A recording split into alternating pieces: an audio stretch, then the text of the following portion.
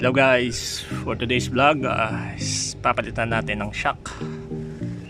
Itong stock shock natin is papalitan natin ngayon ng bago.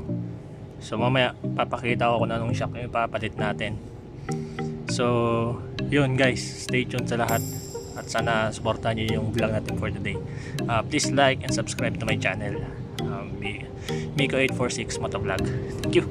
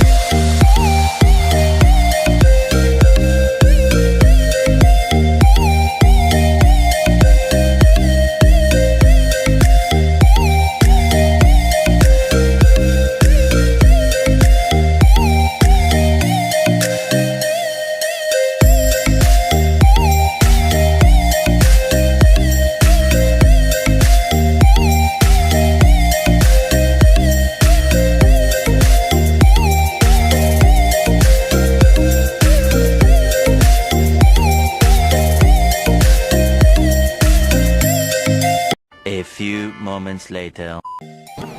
So ayan guys, tapos na natin pa-install yung ating Ohlins copy na shock 340mm. So shoutout pala kay Mr. Mars Gicano. So ito yung kanya, ito yung Facebook profile niya. Ayan guys.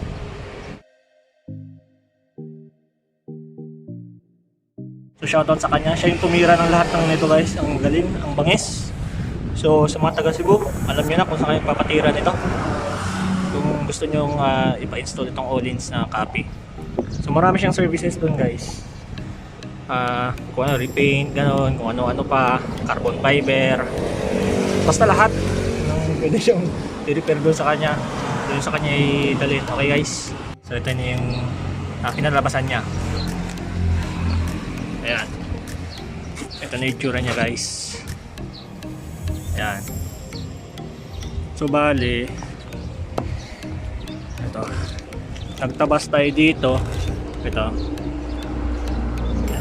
dyan part eh. Ito part na ito. Tinabas natin para sumakto. Ito. Itong parang basta yan.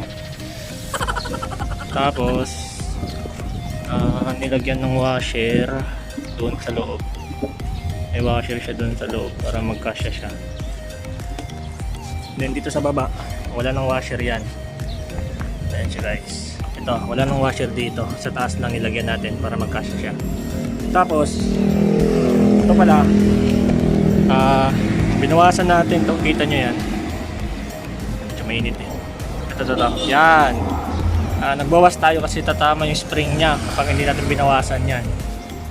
Yun yung ginawa ni Bossing. Tapos naglagay tayo ng washer dito banda, dito ilagyan natin yan para itong pipe natin medyo nakalala siya, hindi siya tatama dito, hindi siya tatama dyan. Diyan. Ayan guys. So yung tsura ng motor natin ngayon na naka-Ohlins copy. Ayan. So guys, please like and subscribe to my channel for further information about dito. So gagawa tayo ng ibang vlog regarding dito sa kung pag tinakbo na natin si RS. So kung ano yung performance niya kapag itinakbo na natin. So separate vlog yung gagawin ko. So stay tuned guys and thank you sa lahat. Okay guys.